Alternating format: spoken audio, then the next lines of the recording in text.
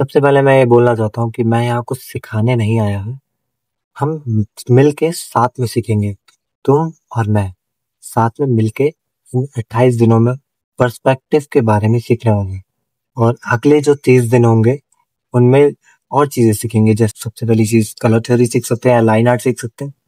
सबसे पहले हम अपनी ऑडियंस बिल्ड करने वाले हैं कि इस जो जर्नी मैं स्टार्ट कर रहा हूँ कि पर्सपेक्टिव सीखेंगे साथ में। मैं नहीं सिखा रहा, साथ में सीखेंगे। तो मुझे जितना आता है मैं उतना बताऊंगा और तुम्हें जितना आता है और जितना सीख रहे हो उसको अप्लाई करके पर्सपेक्टिव सीखने वाले हैं हम लोग। ऐसा कुछ नहीं कि मैं कुछ सिखाऊंगा अभी, क्योंकि मुझे भी कुछ नहीं आता है। मैं भी अभी सीख ही रहा हूँ। सबसे पहले देखेंगे कि वन पॉइंट पर्सपेक्टिव क्या होता है।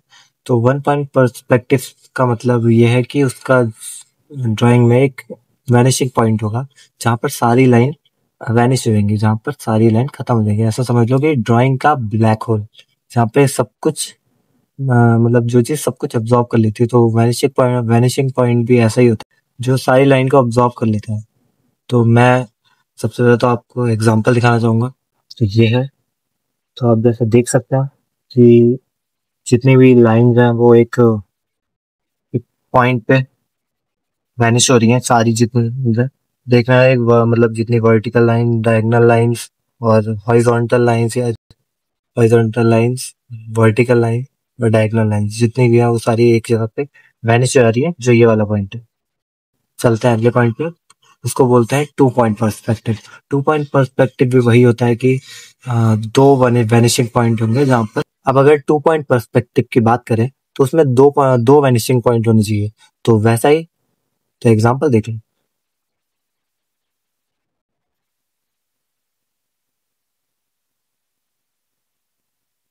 तो इसमें भी एक यहाँ पर वैनिशिंग पॉइंट है और एक यहाँ पर।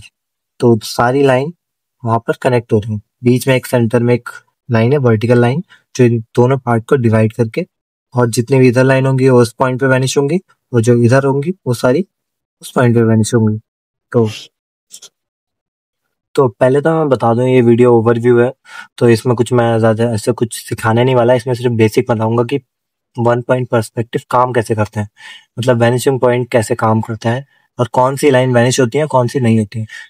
और जो इसका मतलब डिटेल में जो चीजें होंगी वो मैं अगले वीडियो में बताऊंगा। जैसा कि वन पॉइंट और टू पॉइंट और थ्री पॉइंट पर्सपेक्टिव है उसके लिए डिफरेंट वीडियोस बनेंगी, तो उसमें अच्छे से समझ में आएगा। ये सिर्फ ओवरव्यू था, ऐसा मत समझना कि मैंने इसमें सब कुछ बता दिया है। नहीं, मैंने सिर्फ ओवरव्यू दिया है। जैसा कि हमने one point perspective, two point perspective और अब आता है थ्री पॉइंट पर्सपेक्टिव। ये थोड़ा कॉम्प्लिकेटेड है। इसमें दो पॉइंट तो पता रहता है कि कहाँ पे रखना है, एक इधर, पर तीसरा पॉइंट में थोड़ा कंफ्यूजन होता है कि उसको कहाँ रखें, नीचे, ऊपर या फिर कहाँ पर। उसकी पोजीशन डिसाइड नहीं होती, तुम अपनी मर्जी से, तुम्हारा उसमें क्रिएटिव पर्सपेक्टिव दिख जाता है कि तुम उसको कहाँ पर रखे। तो अपने बैकग्राउंड ड्राइंग ज्यादातर ये जो जितने भी पर्सपेक्टिव हैं ये बैकग्राउंड ड्राइंग्स में ही आते हैं। जैसे तुम्हें कुछ पर्पस दिखाना है कि ये जो रोड है उसका मतलब डिस्टेंस दिखाना है, या तुम्हें दिखाना है एक डेस्टिनेशन की उसको वहां जाना है, किस कैरेक्टर को वहां जाना है, उस जगह पे यूज होता है। या फिर तुम्हें कोई लैंडस्केप बनाना है, वहां पर भी यूज हो जाता है। तो ज्यादातर तो ये जितने पॉइंट्स है वहां पर ये यूज होता है। और टू पॉइंट पर्सपेक्टिव जो होता है वो ऐसा, जैसा कि मैंने एग्जांपल दिखाया, ये एग्जांपल कि तुम बिल्डिंग के कॉर्नर या बिल्डिंग के दोनों साइड के एरिया को दिखा रहे हो।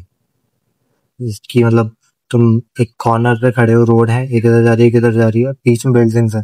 तो उसमें एक व्यू जैसा पर्सपेक्टिव दिखता है, जैसा आंखों से दिखता है, वो टू पॉइंट पर्सपेक्टिव में आ जाता है। तो थ्री पॉइंट पर्सपेक्टिव थोड़ा कॉम्प्लिकेटेड है, इसलिए इसके लिए एक अलग से वीडियो बनने वाली है जो कल तक आ जाएगी।